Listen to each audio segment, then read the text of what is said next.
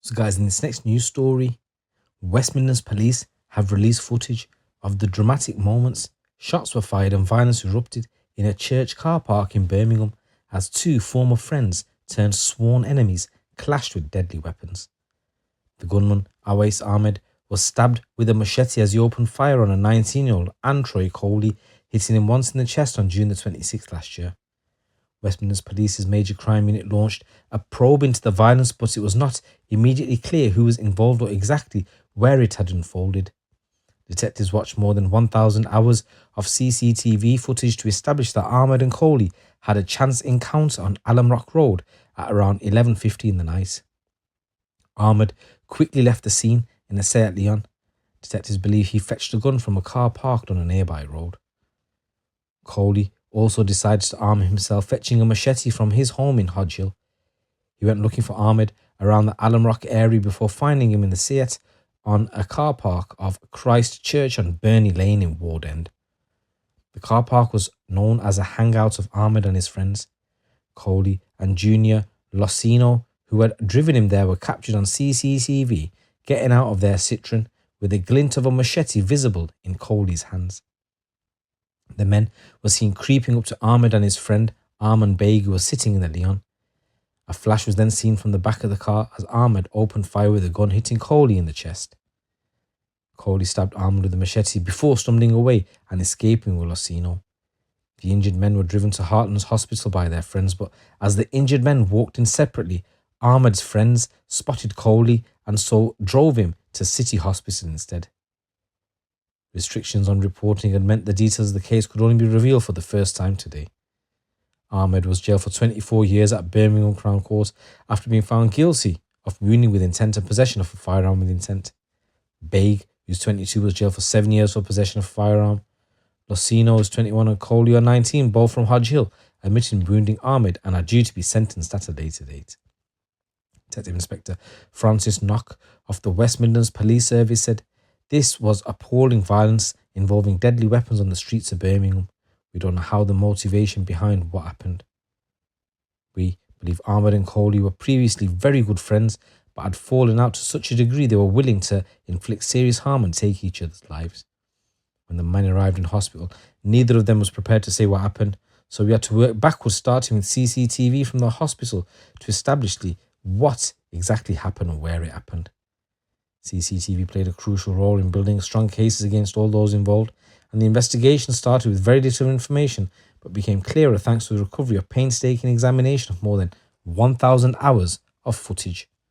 It meant that those involved had no choice but to admit they were present when the violence erupted." And guys, in this next news story, a man from Oldham has been sentenced to life imprisonment today for murdering his friend, Vinnie McDonough. Lee Francis Burns from Oldham has been sentenced to life in prison with a minimum term of 20 years for murdering the 45-year-old Vincent McDonough. May he rest in peace. The supposed friends went out drinking before a verbal altercation became physical, ending in Burns fatally assaulting Vinnie in a sustained attack. Greater Manchester police officers are continuing to support Vinnie's family. At around 11:55 in the night on Thursday, November the 9th, 2023, police were called to reports of a man unconscious in the street in Oldham. Officers attended and found Vinnie with a serious head injury, and despite the best efforts of emergency services, he tragically passed away a short time later. The court heard how the two supposed friends headed to a local pub after Vinnie lent Burns £20 to purchase some drinks. Both men were playing pool, and after half an hour at being at the pub, the pair engaged in a verbal altercation which quickly ended with a handshake. As the night went on, Vinnie and Burns continued drinking and subsequently left the pub at around 10:50, with the pair being described as being in good spirits and pally as they departed. CCTV footage showed both men walking in the direction of their home addresses before another verbal altercation took place, where it continued before becoming physical. Burns threw a punch which connected with the arm of Vinnie, which caused him to slip and end up on the floor. Vinnie tried to fend off Burns using his leg as a shield, but he remained intent on escalating the violence. After managing to get around him, Burns followed up with punches which knocked Vinnie unconscious. However, the assault did not end there.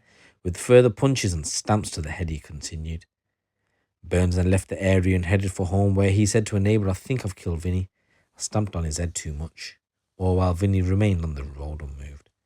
Less than 6 hours later, in the early hours of Friday morning, Burns was arrested on suspicion of murder after police officers established his identity following extensive CCTV research. Detective Inspector Paul Davis from Greater Manchester Police Service Crime Division said, "I would like to convey my deepest condolences to Vinny's fiancée and their son, who will have to continue to live their lives without Vinny, something that will undoubtedly leave a huge void in their family." Vinny and Lee Burns were friends and spent the evening in their local pub.